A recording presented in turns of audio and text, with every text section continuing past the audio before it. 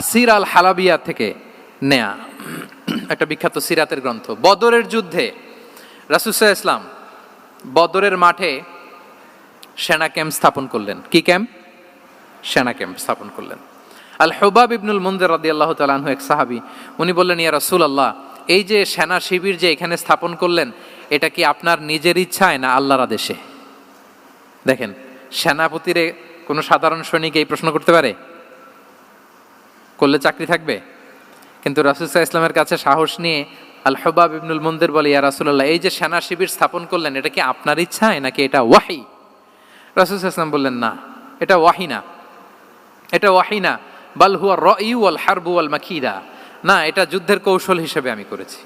আল হুবাব ইবনুল মুনজির বললেন, ইয়া রাসূলুল্লাহ, তাহলে সঠিক জায়গায় সেনা ক্যাম্প স্থাপন হয় নাই।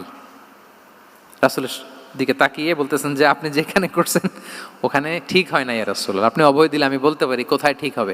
রাসূল সাল্লাল্লাহু আলাইহি ওয়াসাল্লাম বললেন, তাই? আমি যেটা করছি এটা ঠিক হয় নাই, তাহলে কোনটা ঠিক বলো? উনি বললেন, ওই যে বদরে একটা কুয়া আছে যেখানে পানির ব্যবস্থা আছে, ওইটার সামনে ব্যারিকেড দিয়ে আমাদের শিবির করতে হবে।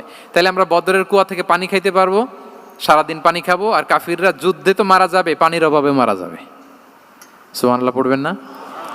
রাসূল সাল্লাল্লাহু আলাইহি ওয়াসাল্লাম বললেন, আরে তাই তো, তুমি তো ঠিকই বলেছো, এভাবে তো আমি ভেবে দেখিনি। আবার তিনি অ্যানাউন্স করে দিলেন যে সেনা শিবির এখানে যেই তাঁবু টাঙানো হয়েছে এখান থেকে মুভ করে আল হুবাব যেখানে ইন্ডিকেট করেছে ঠিক ওই জায়গায় যে শিবির স্থাপন করো।